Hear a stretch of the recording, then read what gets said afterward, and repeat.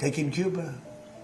I do believe I'll be having the honor of taking Cuba. இந்த பேச்சின் மூலம் Iran வெனிசுவேலாவை தொடர்ந்து கியூபாவை பற்றிய ஊகங்களை ட்ரம்ப் வலுக்கச் செய்தார். Taking Cuba in some form, yeah. Taking Cuba. I mean, whether I free it, take it, I think I could do anything I want with it. You want to know the truth? They're a very weakened nation. கடந்த ஜனவரி மாதம் Venezuela அதிபர் Nicolas மதுரோவை பிடித்த கையோடு அதன் முக்கிய நட்பு நாடான Cuba மீது அழுத்தம் தரத் தொடங்கினார் ட்ரம்ப். கியூபாவிற்கு எண்ணெய் விநியோகம் செய்த முக்கிய நாடு வெனிசுவேலா. மதுரோ பிடிக்கப்பட்டதைத் தொடர்ந்து கியூபாவிற்கான எண்ணெய் விநியோகத்தை ட்ரம்ப் தடுத்தார். ஏற்கனவே நெருக்கடியில் இருந்த கியூபாவில் இதனால் மிகுந்த மின் தட்டுப்பாடு ஏற்பட்டுள்ளது. கியூபாவின் தலையெழுத்து என்ன என்பதை பார்ப்பதற்கு முன் ட்ரம்ப் கியூபா மீது ஏன் இவ்வளவு ஆர்வம் காட்டுகிறார் என்பது குறித்தும் அமெரிக்கா கியூபா இடையே இருக்கும் சிக்கலான உறவுகள் குறித்தும் பார்த்துவிடலாம்.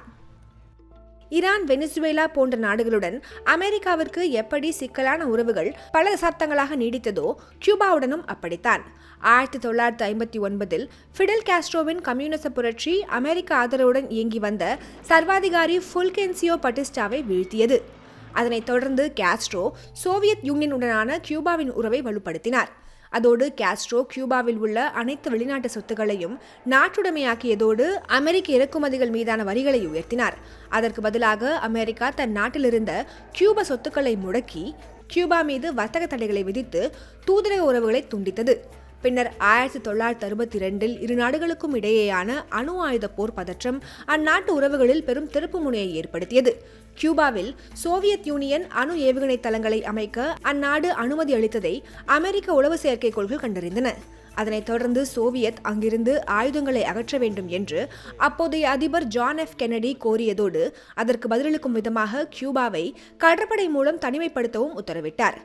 அணு ஆயுத போர் அச்சுறுத்தல் தலை தூக்கிய நிலையில் அமெரிக்கா சோவியத் யூனியனுடன் மறைமுக வழியில் பேச்சுவார்த்தை நடத்தியது.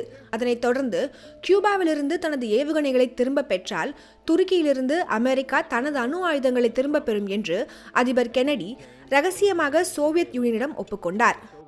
அதோடு கியூபா மீது படையெடுக்க மாட்டேன் என்றும் உறுதியளித்தார். பின்னர் சோவியத் யூனியன் கியூபாவிலிருந்து பின்வாங்கியது. இந்த பிரச்சனையை தொடர்ந்து அமெரிக்கா கியூபா மீது பல தடைகளை விதித்தது. பொருளாதார ரீதியாகவும் கியூபாவை தனிமைப்படுத்தியது. அதிபர் பராக் ஒபாமா ஆட்சியின் போது இந்த இரு நாடுகளுக்கும் இடையேயான உறவுகள் சிறிதளவு சீரமைக்கப்பட்டன. தூதரக உறவுகள் மீட்டெடுக்கப்பட்டு தூதரங்கள் மீண்டும் திறக்கப்பட்டன. ஆனால் இப்போது டொனால்ட் ட்ரம்ப் ஆட்சியில் இந்த பிரச்சனை மீண்டும் வெடித்துள்ளது. சரி, வெனிசுவேலா மற்றும் ஈரானை தாக்கியது போல கியூபாவையும் தாக்கப் போகிறார் ட்ரம்ப். தற்போது இந்த பிரச்சனை பொருளாதார ரீதியாகவே இருக்கிறதே தவிர இராணுவ ரீதியாக இல்லை. ஈரான் வெனிசுவேலா போன்று கியூபா மீது ட்ரம்ப் ராணுவ தாக்குதலை நடத்த வாய்ப்பில்லை என்று நிபுணர்கள் கூறுகிறார்கள். ஆனால் எண்ணெய் விநியோகத்திற்கு ட்ரம்ப் முட்டுக்கட்டை போட்டுள்ள நிலையில் சுற்றுலாவை அதிகம் நம்பியிருக்கும் நாடான கியூபா தற்போது திணறி வருகிறது. தற்போது சுற்றுலா நிலைமை மிகவும் மோசமாக உள்ளது. இப்போது நீங்கள் சாலைகளில் சில கார்களையே பார்க்கிறீர்கள் என்றால் அதற்கு காரணம் எரிபொருள் குறைவாக இருப்பதுதான். யாரிடம் எரிபொருள் கையிருப்பு இருந்ததோ அவர்கள் இப்போது அதை பயன்படுத்துகிறார்கள். ஆனால் இப்போது நிலைமை மிகவும் மிகவும் மோசமாக உள்ளது. இந்நிலையில் கியூபா அதிபர் மிகுவேல் டியஸ் கனல் பதவி விலக வேண்டும் என்று அதிபர் ட்ரம்ப் வலியுறுத்துவதாக அமெரிக்க ஊடகங்கள் செய்தி வெளியிட்டுள்ளன. ஆனால் கியூபாவை தன் கட்டுப்பாட்டுக்குள் கொண்டுவர அமெரிக்கா மேற்கொள்ளும் எந்த ஒரு முயற்சியும் வெற்றி பெறாது என்று அந்நாட்டின் அதிபர் மிகுவேல் டியஸ் தெரிவித்துள்ளார். சரி, வெனிசுவேலாவில் அதிபர் மதுரோவை பிடித்தது, ஈரானின் அதி உயர் தலைவர் ஆயத்துல்லா அலி காமினேயை கொன்று ஆட்சியை வீழ்த்தியது என இவற்றை தொடர்ந்து கியூபாவிலும் ஆட்சி மாற்றம் வேண்டும் என்று ட்ரம்ப் கூறுவது ஏன்? இது தொடர்பாக கடந்த ஜனவரி மாதம் ட்ரம்ப் கையெழுத்திட்ட ஆணையில் கியூபா அமெரிக்காவின் தேசிய பாதுகாப்புக்கு அச்சுறுத்தலாக இருப்பதாக குறிப்பிடப்பட்டுள்ளது. வெனிசுவேலா அல்லது ஈரான் போன்று கியூபாவிடம் இயற்கை வளங்கள் பெரிதாக இல்லை. ஆனால் அங்கு ஆட்சி மாற்றத்தை நிகழ்த்துவது ட்ரம்பின் பரவலான கொள்கையில், அதாவது மேற்கு அரைக்கோளத்தை தன்வசப்படுத்த வேண்டும், அமெரிக்காவின் எதிரி நாடுகளுடன் நட்பு பாராட்டும் நாடுகளை ஒடுக்க வேண்டும் என்பதன் ஒரு பகுதியாக இருக்கலாம்.